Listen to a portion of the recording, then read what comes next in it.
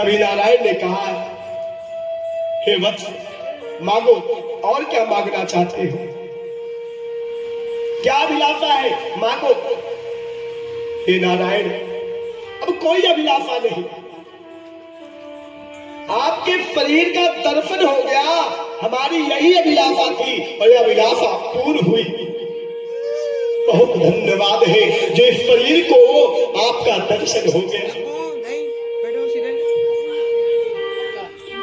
अब कुछ नहीं चाहिए। नहीं नहीं, मांगो, वक्त मेरी देने की इच्छा है। मैं तुम्हारी भक्ति पे अति प्रसन्न हुआ। मांगो, तुम्हें और क्या चाहिए?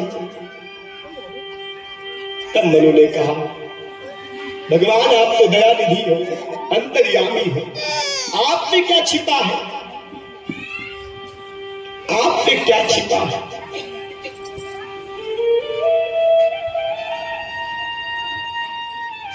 आप तो सब कुछ जानने वाले हो, आप तो सब कुछ समझने वाले हो।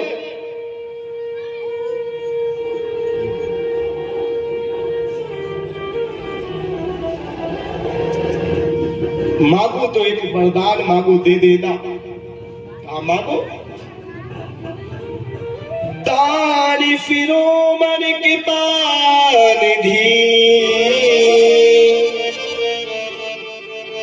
नाथ कहो प्रतिभा, चाहूं तुम्हें समान सुत, प्रभु सन कवन दूरा।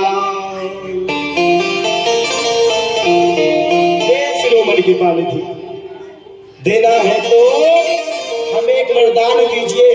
आपसे क्या छुपाऊं? मुझे आपके समान एक पुत्र की अभिलाषा है। आप कृपा करके मुझे एक पुत्र दे दीजिए और आपके समान वह पुत्र होना चाहिए। अब देखो,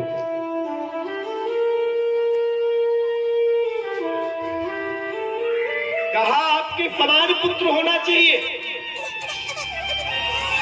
भगवान ने कहा तथास्तु। भगवान ने कुछ नहीं सोचा समझा, कहा तथास्तु। लेकिन हे राजन, मैं अपने समान पुत्र खोजने जाऊंगा कहां? आप सरिस खोजो कह जाई। अपने समान खोजने कहां जाऊंगा? एक काम करो, मैं स्वयं आपके घर में आपका पुत्र बनकर जन्म लूंगा। बोलो सच्चिदानंद भगवान की। इस प्रकार से भगवान ने राजा मनु को, शत्रुपा को यह वरदान दे दिया। कहा मैं तुम्हारे घर में स्वयं तुम्हारा पुत्र बनकर जन्म लूंगा, तुम निश्चिंत हो जाओ। फिर भगवान ने शत्रुपा से पूछा, हे देवी आप भी कुछ बताना, आप क्यों फालतू खड़ी? शत्रुपा ने कहा, जो राजा को पसंद है, जो राजा ने वरदान मांगा, हे भगवान मुझे भी उसी की कामना अभिलाषा है।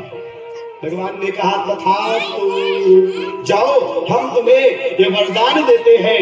तुम निश्चिंत होकर जब इस तन को पूर्ण कर अगले तन में अयोध्या के राजा बनोगे, तब मैं तुम्हारे घर में पुत्र बनकर जन्म लूंगा। बोलो राजा रामचंद्र भगवान की। देखो ऐसे भगवान ने जन्म देने का कहा।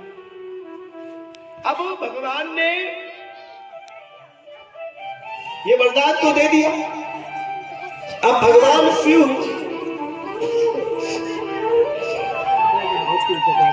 माता पार्वती को अगली कथा सुना। काहे भवानी, अब आप अगली कथा श्रवण करो। भगवान के जन्म का अगली कथा। प्रताप भानु नामक एक राजा था।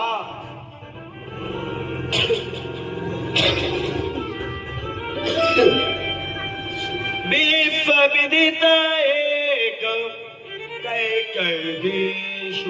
विश्व विदित, पूरे विश्व में एक देश ऐसा था जो विदित था, कैकेयी देश।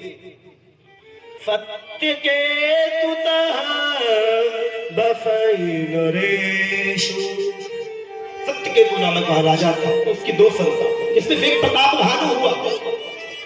प्रताप भानु बचपन से ही बड़ा कुशाग्र बुद्धि, अति शक्तिशाली, अत्यंत शक्तिशाली हुआ। वो अपने से दुगने विधवा योद्धा को परास्त कर देता था। ऐसे करते करते एक बार प्रताप भानु ने किसी एक राजा को युद्ध में परास्त कर दिया। उस राजा को यह चीज बड़ा अपमानित लग गई, इस छोटे से बालक ने मुझे परास्त कर दिया। उसके मन में बदला लेने की भावना जागृत हुई। तब भगवान, अब प्रताप भानु जब धीरे धीरे बड़ा हुआ, अब बड़ा होकर जो जंगल में जाकर शिकार करने लगा, शिकार खेलने लगा। प्रताप भानु वन में शिकार करते करते थक गया, और जब थक गया तो एक वृक्ष के सहारे बैठे, प्यास लगी तो सोचा यत्र तत्र कहीं जाकर कुटिया में जाकर प्यास बुझा लूं। तो क्या किया, देखा एक कुटिया दिखी, और उस कुटिया में कोई और नहीं था, वही कपटी ऋषि था, वही कपटी राजा जो ऋषि का रूप लेकर के बैठा था। प्रताप भानु उस राजा को पहचान नहीं पाया। क्यों? जिस वक्त उसने राजा को हराया था तो प्रताप भानु छोटे थे, वो राजा बड़ा था। अब वो राजा वृद्ध हो गया, प्रताप भानु बड़े हो गए। लेकिन उस कपटी मुनि ने, उस कपटी राजा ने प्रताप भानु को पहचान लिया, पहचान लिया। ये तो वही राजा है जिसने मुझे युद्ध में पराजित किया है। आज मौका बढ़िया है, आज तो बदला लेकर रहूंगा। जैसे ही प्रताप भानु कपटी मुनि के पास जाकर जल पीने की कामना व्यक्त की, प्रताप भानु को जल पिलाया। देखो कैसे इसने अपनी बातों में बहलाया। यहां से सीख मिलती है, माता बंधु ध्यान देना, सबके लिए एक सीख है, सीखो। क्यों कहा जाता है किसी से अपना दुख दर्द मत रोया करो, क्योंकि यहाँ हर कोई अच्छा नहीं है जो आपके दुख दर्द को सुनकर आपकी मदद करे, आपकी सहायता करे। आनंद लेने वाले अनेक हैं, मौके का फायदा उठाने वाले लोग अनेक हैं। अब प्रताप भानु को उस कपटी मुनि ने अपने वश में करके उससे धीरे मीठी मीठी बातें कर कर बहला फुसला कर उसकी सारी दुख दुविधा को सुना। प्रताप भानु को लगने लगा कि ऋषि तो मेरी ही बातों को सुनने जा रहा है, निश्चित रूप से मेरे व्यथा को सुनकर मुझे उपचार बताएगा। अब प्रताप भानु ने अपने सारी व्यथा को कह दिया। हुआ क्या, अंतोगत्वा जब उपचार कहा तब उस ऋषि ने कहा कि राजन तू एक काम कर, तेरी सारी व्यथा का समाधान हो जाएगा। कहा क्या करना है, कहिए। कहा तू एक काम कर, अपने यहां विशाल ब्राह्मण भोजन करवा। देखो, कहा विशाल ब्राह्मण भोजन करवा, लेकिन सुनो उस भोजन में मांस मदिरा का भी मिश्रण करवाना। देखो उठा लिया ने मौके का फायदा, ब्राह्मण के भोजन में मांस मदिरा, और एक बात कहूं, सिर्फ ब्राह्मण ही क्यों, जो व्यक्ति भी मांस मदिरा का सेवन, भाई बुरा मत मानिएगा क्योंकि सत्य ही है, शास्त्र कहता है, हमारे शास्त्रों में भी लिखा है, हमारे शास्त्रों में कहीं मांस मदिरा का रसपान उपपान करने का माध्यम विधि कहीं नहीं लिखी है, कहीं नहीं लिखा। हमारे शास्त्रों में कहीं भी मदिरा पीने का व्याख्यान नहीं लिखा हुआ। ये मनुष्य के सुख है, खुद की इच्छाएं हैं जो शास्त्रों पर थोप कर स्वयं पर उतार रहे हैं, कहीं नहीं लिखा हुआ मांस मदिरा पीने। जिस घर में मांस मदिरा चलती होगी उस घर का विनाश होना एक दिन तय है।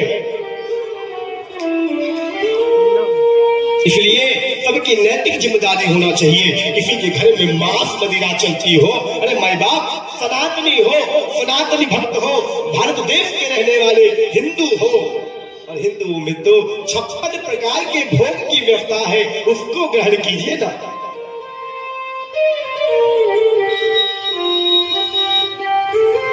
मांस मदिरा पीने से कुछ मिलने वाला है, अपितु शरीर का क्षय होना तय है, शरीर का नष्ट होना ही तय है, और कुछ मिलने वाला नहीं है। अब प्रताप भानु को उसने उपदेश दे दिया कि ब्राह्मण भोज करवा और वहां पे मांस मदिरा मिलवा। प्रताप भानु भागे आकर के अपने मोहल्ले में, अपने नगर में मंत्रीगणों से सूचना करवा दी कि जाओ आज प्रत्येक ब्राह्मण के घर में सूचना कर दो कि आज किसी के घर की रसोइयां नहीं जलेगी, आज सारे ब्राह्मण हमारे यहाँ भोजन पाएंगे, सारे ब्राह्मण आज हमारे यहाँ भोजन पाएंगे। अब प्रताप भानु की आज्ञा का पालन कर मंत्रीगण पहुंचे, सारे नगर में सूचना करवा दी, भोजन तैयार हुआ, ब्राह्मण बंधु पहुंचे भारी संख्या में। अब नगर में कई ब्राह्मण रहे होंगे, सारे ब्राह्मण पहुंचे, और ब्राह्मण बंधु जब पहुंचे तो ब्राह्मण बंधु भोजन के लिए एक पात में बैठे। तभी ब्रह्मवाणी हुई, आकाशवाणी हुई, हे ब्राह्मण देवताओं रुक जाओ, यह भोजन आपके योग्य नहीं है, इस भोजन में मांस मदिरा का मिश्रण किया गया है। तभी ब्राह्मणों ने कहा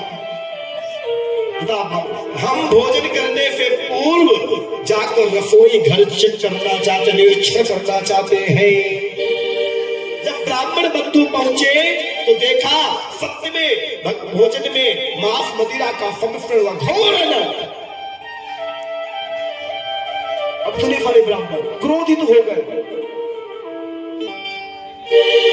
सारे ब्राह्मणों ने कमंडल से निकाला जल और श्राप दे दिया मिलकर प्रताप भानु को। एक ब्राह्मण नहीं, अनेकों ब्राह्मणों ने सोचो श्राप दे दिया, दुर्गति तो तय है।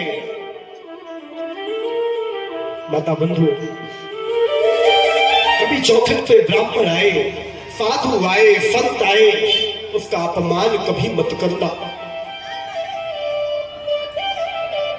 ब्राह्मण कैसा भी हो, दुराचारी, लालची, पापी, पाखंडी, आडंबरी कैसा भी हो, उसके कर्मों का दंड भगवान उसको स्वयं देगा।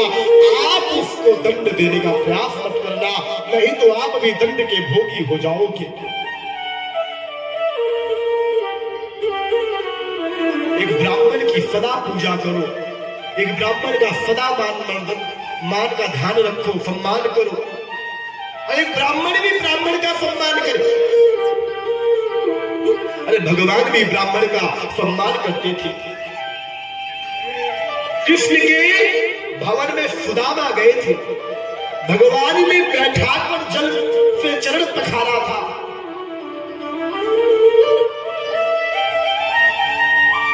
माता बंधु कभी चौखट पर ब्राह्मण आ जाए, जो बने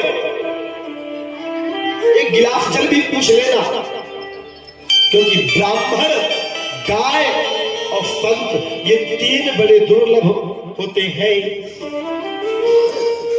ये बड़े सौभाग्य से ही चौखट पर पहुंचते हैं। जिस व्यक्ति के घर पर प्रतिदिन ब्राह्मण पहुंचता हो, प्रतिदिन गाय पहुंचती हो, प्रतिदिन संत पहुंचते हो, तो मानो भगवान स्वयं आपके घर में आकर के आपको दर्शन देते हैं। इसलिए नैतिक जिम्मेदारी से कभी किसी का अपमान मत करना। भगवान किस रूप में आकर आपकी परीक्षा ले ले, ये आपको भी पता नहीं चलेगा।